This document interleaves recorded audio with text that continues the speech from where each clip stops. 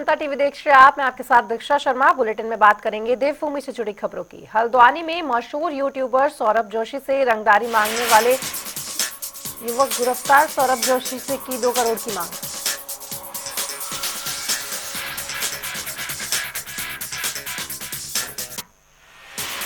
मसूरी में नगर पालिका प्रशासन से स्वच्छता कर्मचारियों को बांटे टैक्स छूट। स्वच्छता सर्वेक्षण में दूसरा स्थान हासिल करने पर मिले 20 लाख रुपए।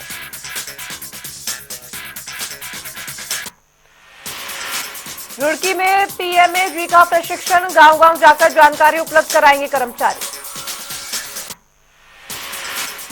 मसूरी में 5 प्रतिष्ठानों की अनाधिकृत पानी और सीवरेज के कनेक्शन संचालित करने पर विभाग के काटे कनेक्शन, लगा जुर्माना।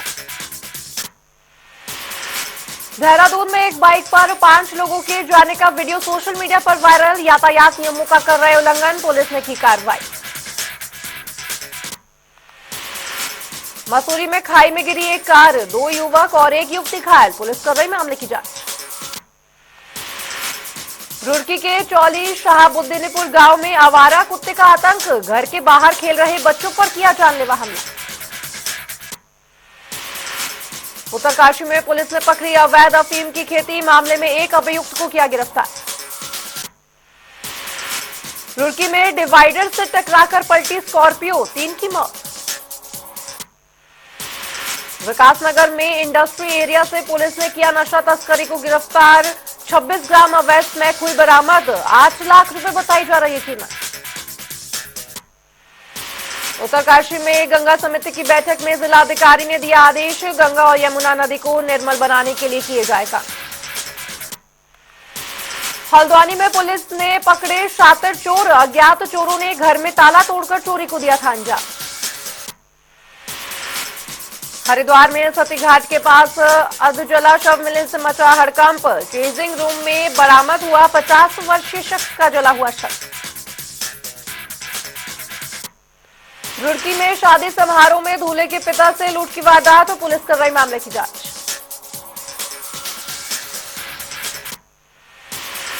देहरादून के कोलागढ़ में हुए कार हादसे के बाद पुलिस अलर्ट। चेकिंग अभियान के दौरान 156 वाहन की किए गए थे।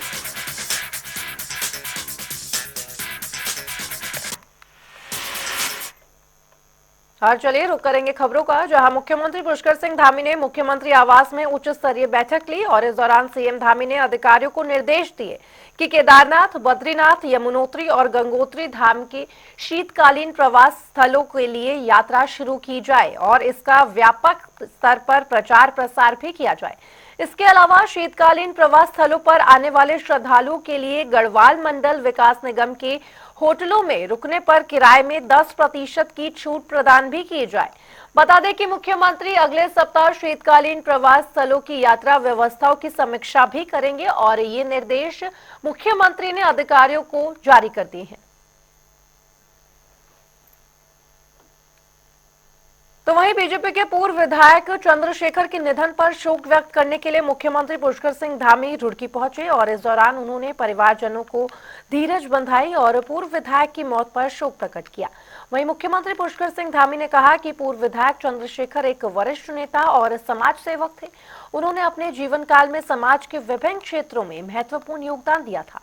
उनके निधन से राज्य की राजनीति को बड़ा नुकसान पहुंचा है, जिसे भरना मुश्किल होगा।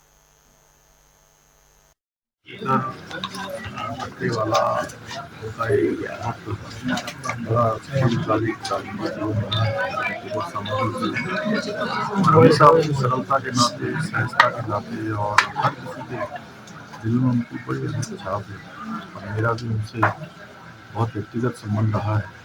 लगातार हम विधानसभा में, सदन में एक साथ कई वर्षों साथ में रहे। उनका जाना हमारे लिए महत्वपूर्ण क्षति है। तो वहीं सिलक्यारा टनल केस में 17 मजदूरों को सुरक्षित बाहर निकाले जाने की घटना को आज 1 साल पूरा हो गया है और इस अवसर पर मुख्यमंत्री पुष्कर सिंह धामी ने इस अभियान में योगदान देने वाले सभी बचाव दलों, विशेषज्ञों और संस्थानों का आभार भी प्रकट किया। उन्होंने प्रधानमंत्री नरेंद्र मोदी का विशेष धन्यवाद दिया। साथ ही कहा कि इस प्रकार की घटनाओं से निपटने के लिए हमारी तैयारियों को और मजबूत किया जाएगा। आज एक साल पूरा हुआ है और आज ही के दिन हमारे 17 श्रमिक भाई सिलक्यारा टनल से सकुशल बाहर निकले थे। मैं इस दिन के लिए अभी आदरणीय प्रधानमंत्री जी का धन्यवाद करता हूं कि उन्होंने वो सारी टेक्निकी, सारी विशेषज्ञ, सारा वो सामान हमको उपलब्ध कराया जिसकी हमको वहाँ आवश्यकता थी। और इस अभियान में लगे हुए सभी इंजीनियरों का, सभी बचाव दल का, हमारे आए हुए सभी प्रकार के जिन लोगों ने इसमें भारत सरकार के विभिन्न विभागों का, विभिन्न संस्थाओं का, राज्य सरकार के विभिन्न संस्थानों का, सबका आभार व्यक्त करता हूं जिन्होंने इस बचाव दल अभियान में काम किया। और ये हमारे लिए एक बहुत बड़ा आगे के लिए एक पाथेय भी है कि हम आगे चलकर जो है इस प्रकार के जो अभियान हैं उन अभियानों में कहीं पर भी अगर हमें किसी चुनौती का सामना करना पड़ता है तो किस प्रकार से हम लोग सब एक होकर जो है आगे इन अभियानों की चुनौती का सामना करेंगे। वहीं इस पर प्रदेश महामंत्री आदित्य कोठारी का बयान भी सामने आया है। उन्होंने कहा कि मुख्यमंत्री धामी प्रदेश के हितों में कार्य करते हैं, जिसकी वजह से धामी जी एक लोकप्रिय नेता है। सिलक्यारा टनल हादसा एक बहुत ही बड़ी घटना थी और उसको जिस तरह से हमारे प्रदेश के मुख्यमंत्री आदरणीय पुष्कर सिंह धामी ने बड़ी सूझबूझ के साथ में उस ऑपरेशन को जो है सफलतापूर्वक अंजाम दिया है और हमारे देश के प्रधानमंत्री आदरणीय नरेंद्र मोदी जी ने उसमें जो पूरा सहयोग दिया, विशेषज्ञों से लेकर के केंद्र के मंत्री भी वहाँ लगातार डेरा डाले रहे और वो सफलतापूर्वक जब सकुशल वहाँ फंसे हुए मजदूर बाहर निकले तो ये एक बहुत बड़ी सफलता जो है हमारी राज्य सरकार की भी रही है, हमारी केंद्र की सरकार की भी रही है। क्योंकि संभावना ये थी कि जब टनल के अंदर लोग कई दिनों से फंसे हुए हैं तो उनको जान माल की हानि वहाँ हो सकती थी। तो ये एक निश्चित रूप से एक बड़ी घटना थी और उस घटना में हम सफलतापूर्वक उससे निकले हैं, उभरे हैं। ये एक बड़ी उपलब्धि हमारी है। बात करें प्रदेश में नगर निकाय चुनाव की तो दिसंबर महीने में होने की संभावना जताई जा रही है और इस पर जानकारी देते हुए राज्य के शहरी विकास मंत्री डॉक्टर प्रेमचंद अग्रवाल ने बताया कि ओबीसी आरक्षण संबंधी अध्यादेश को सचिव से जल्द मंजूरी मिल सकती है और संभावना जताई जा रही है। राजभवन से मंजूरी मिलने के बाद सरकार निकाय चुनाव के कार्यक्रम को जारी करेगी। वहीं कांग्रेस की ओर से निकाय चुनाव जल्द कराए जाने को सरकार के दावे को झूठा भी बताया जा रहा है। कांग्रेस प्रदेशाध्यक्ष करण मारा ने कहा कि सरकार के दावे पर हमें भरोसा नहीं है। पिछले एक साल से सरकार निकाय चुनाव कराने के दावे ही कर रही है। हमारा आरक्षण का जो होना है उस पर हमारा अभी मंथन चल रहा है और माननीय राज्यपाल जी के पास जो हमारी ओबीसी आरक्षण को लेकर फाइल गई है वो भी अभी वहाँ लंबित है। जैसे ये सब होगा उसके बाद चुनाव कराएंगे। पिछले एक साल से तो जल्दी हो नहीं रही, अब कौन सी वाली जल्दी करने वाले हैं मुझे पता नहीं और सरकार के किसी भी वक्तव्य पे कोई भरोसा नहीं है। लगातार जिस तरीके से टाला जा रहा है, आरक्षण की बात क्लियर नहीं की जा रही और चीजें नहीं है, तो इसलिए अभी कुछ कहा नहीं जा सकता।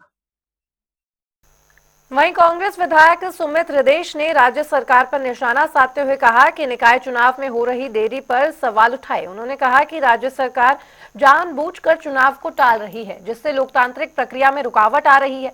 साथ ही कहा कि निकाय चुनाव के लिए कांग्रेस पूरी तरह से तैयार है। इस बार केवल योग्य और सशक्त उम्मीदवारों को ही टिकट दिया जाएगा।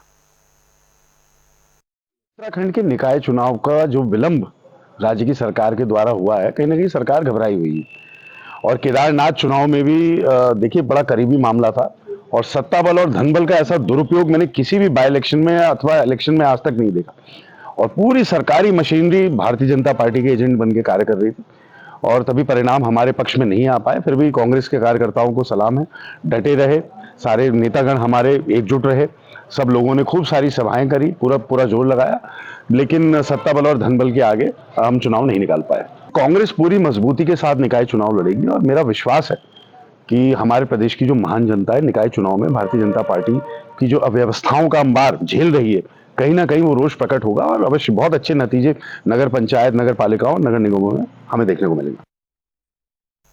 तो उधर हरिद्वार के रिहायशी इलाकों में जंगली हाथियों की घुसने का सिलसिला लगातार जारी है और अभी तक जंगली हाथी जगतजीतपुर और राजा गार्डन के आसपास ही नजर आ रहे थे, मगर एक जंगली हाथी बहादुराबाद पहुंचा, जहां पर लगातार दूसरे दिन हाथी के आने से लोगों में दहशत का माहौल है। वहीं वन मंत्री सुबोध उनियाल का कहना है कि वन विभाग लगातार हाथियों की गतिविधियों पर नजर रखे हुए हैं। मैं खुद इस मामले पर नजर बनाए हुआ हूं। देखिए, लगातार हाथी की गतिविधियों पर हमारा विभाग नज़र रखे हुए हैं और मैं मोबाइल में व्हाट्सएप के माध्यम से, फ़ोन के माध्यम से लगातार जो हमारे अधिकारी हैं हरिद्वार डिवीज़न के, उनके संपर्क में हूँ। और ये क्योंकि वो देखिए गन्ने के खेतों में गन्ना खाना हाथी के लिए जो है उसका आहार है गन्ना। गन्ना को हाथी बहुत पसंद करता है और वो गन्ने के खेत के चक्कर वहाँ पे आया ना। और अभी तक किसी इस तरह की घटना नहीं है कि कहीं ह्यूमन वाइल्ड लाइफ कॉन्फ्लिक्ट की नौबत आई हो, लेकिन फिर भी हमारा विभाग इस पर पूरी नज़र रखे और इसका रास्ता निकालने की कोशिश करता है। रुक रहे एक छोटे से ब्रेक के लिए, फौरन होंगे यहाँ से।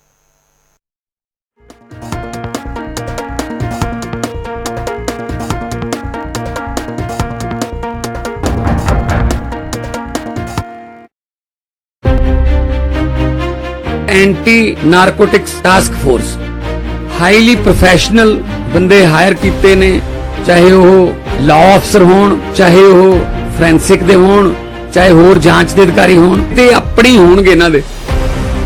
भगवंत सिंह मान जी की जो एंटी नारकोटिक्स टास्क फोर्स है, इसमें conviction rate is as high as 81%। WhatsApp chatbot anti drug helpline जिसका नाम है सेफ पंजाब, भगवंत सिंह मान जी ने इसीलिए लॉन्च करी थी कि लोगों को हमसे भी ज्यादा इंफॉर्मेशन होती है कि कौन नशा बेच रहा है, कहाँ बेच रहा है। 457 पे एक्शन भी लिया जा चुका है, जैसे कि रेड करना उनके घर पे या फिर FIR करना।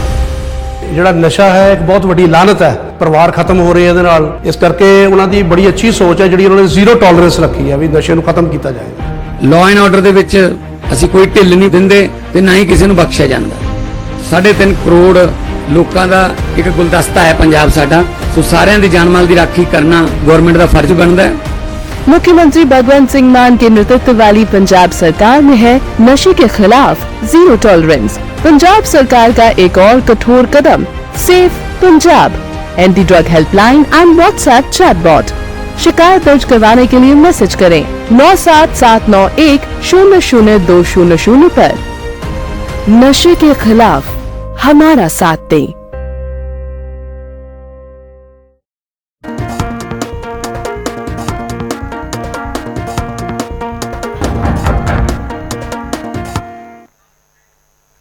ब्रेक के बाद एक बार फिर से स्वागत है आपका। बढ़ेंगे खबरों की ओर, जहां प्रदेश में मौजूदा भू कानून के उल्लंघन पर जिलों में ताबड़तोड़ कार्रवाई शुरू हो गई है और इस चक्कर में भू माफिया और राज्य में गलत तरीके से जमीन खरीदने वाले बाहरी लोगों ने जमीनों को स्थानीय लोगों को बेचना शुरू कर दिया है। ऐसे में सरकार ने आम लोगों से अपील की है कि राज्य से बाहर के लोगों से जमीन ना खरीदे। वहीं इस पर जानकारी देते हुए प्रदेश प्रवक्ता हनी पाठक ने बताया कि राज्य में मौजूदा भू कानून के उल्लंघन से जुड़े मामलों में जिला प्रशासन स्तर से लगातार कार्रवाई जारी है। जिस व्यक्ति के एक बार भू कानून का उल्लंघन कर दिया है, वह जमीन सरकार में निहित होकर ही रहेगी, भले ही एक राज्य के किसी निवासी को क्यों ना बेची गई हो। देखिए, ये जो हमारी जीरो टॉलरेंस की सरकार चल रही है और इस पे लगातार एक से एक बड़े कानून बनाए जा रहे हैं और उत्तराखंड के हित में रहने वाले सभी कानून यहाँ उत्तराखंड में हमारे मुख्यमंत्री जी ने लाए हैं और लागू किए हैं। उसी क्रम में ये जो अभी जमीन वाला मैटर है, इसमें उन्होंने साफ तौर पे कहा है कि 250 वर्ग मीटर से ज्यादा की जमीन कोई भी किसी को न तो खरीद सकता है, न बेच सकता है बाहरी से आए लोगों को।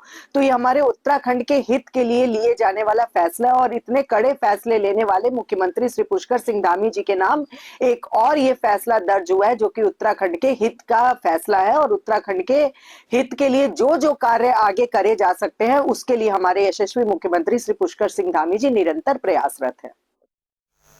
बात करें मौसम की, तो मौसम विभाग के मुताबिक पश्चिमी विक्षोभ सक्रिय न होने के कारण आने वाले एक सप्ताह तक पूरे प्रदेश भर में मौसम शुष्क रहने का अनुमान जताया गया है।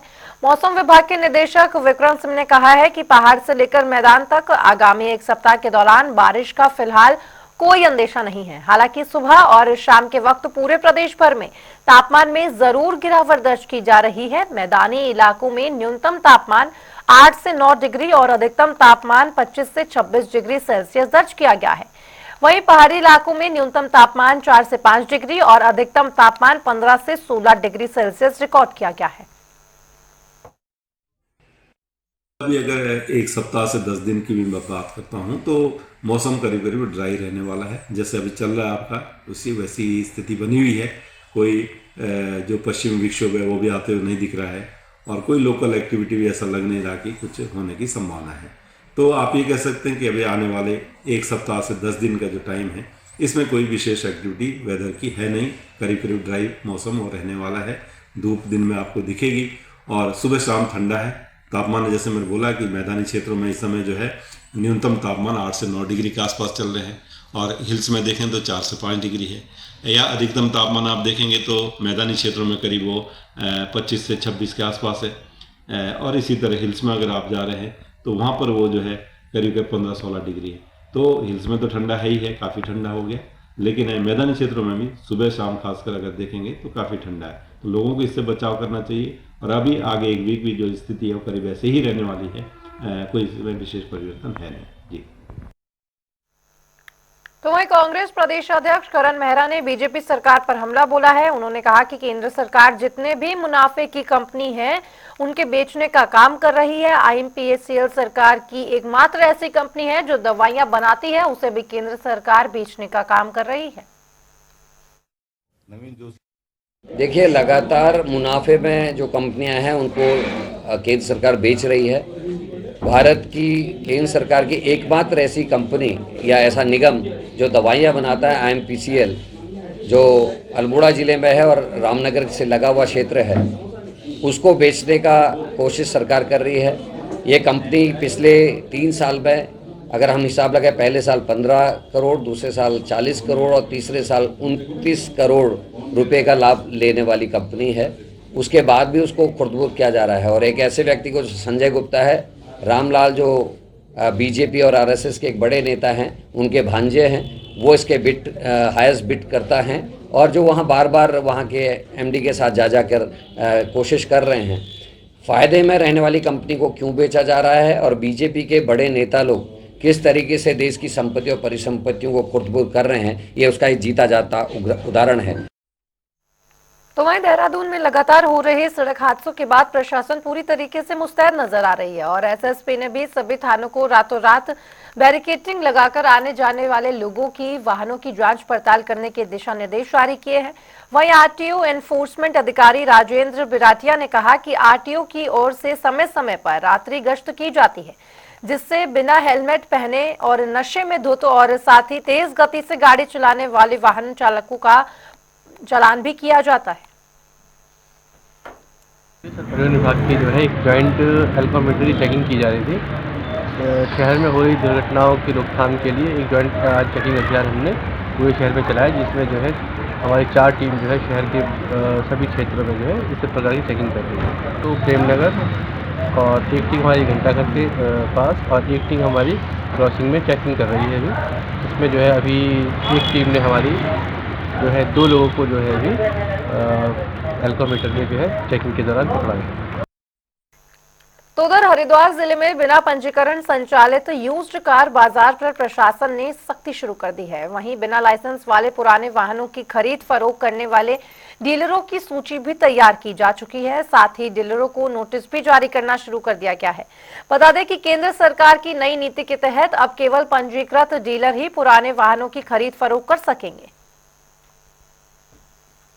यूज्ड कार जो हैं, जो भी बेचता है, चाहे वो अभी के प्राधिकृत डीलर हैं या कोई सामान्य आदमी, तो उनको विधिवत रजिस्ट्रेशन कराना है। ये 2023 में इसके शासनादेश भी सेंट्रल गवर्नमेंट से जारी हो गए।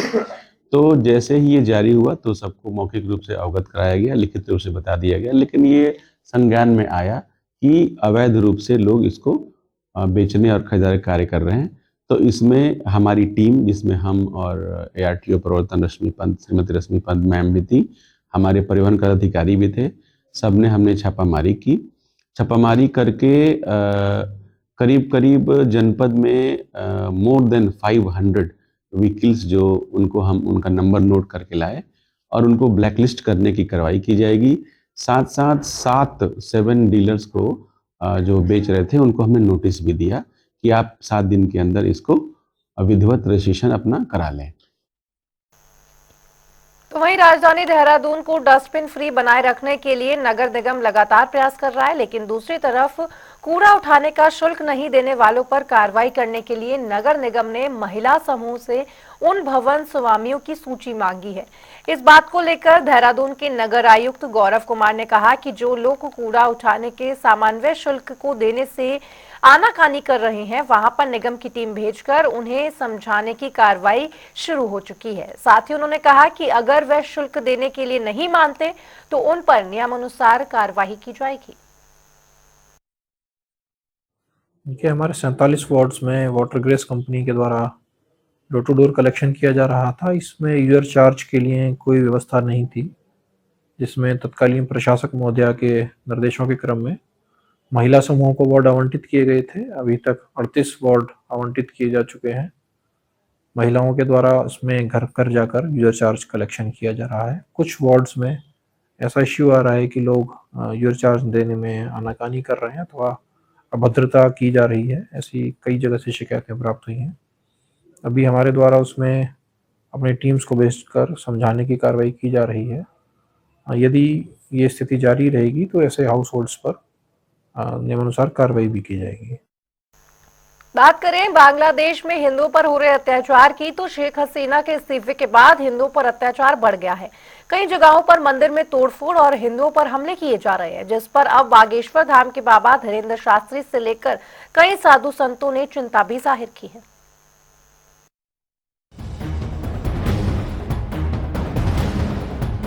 बांग्लादेश में शेख हसीना के इस्तीफे के बाद हिंदुओं पर अत्याचार बढ़ गया है।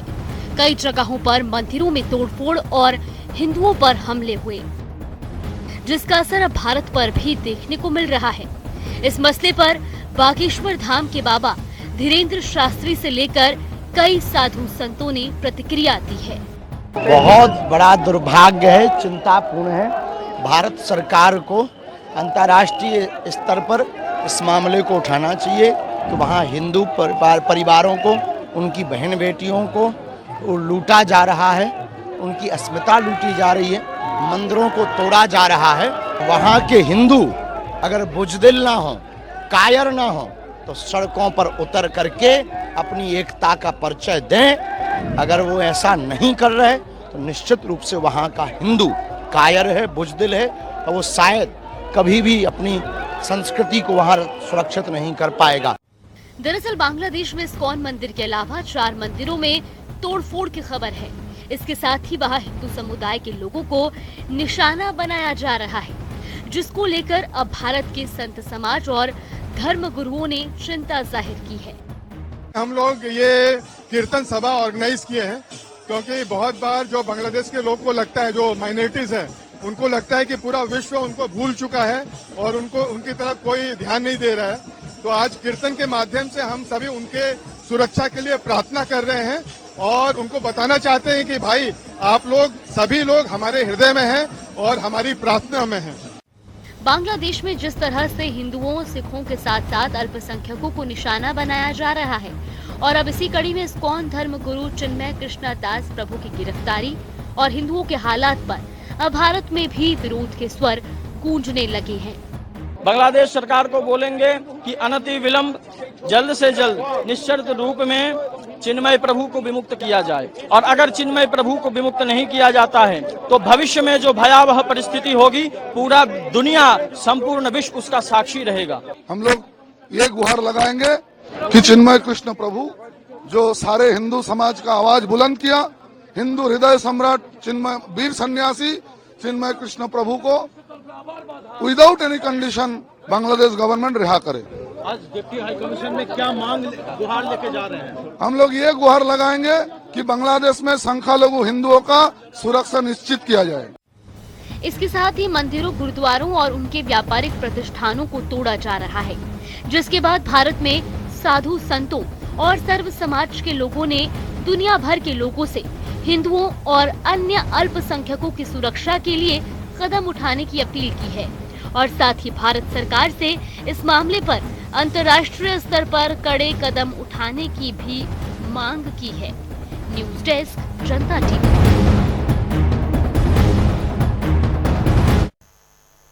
और चलिए बुलेटिन में फिलहाल इतना ही, लेकिन खबरों का सिलसिला जनता टीवी पर लगातार जारी है। नमस्कार।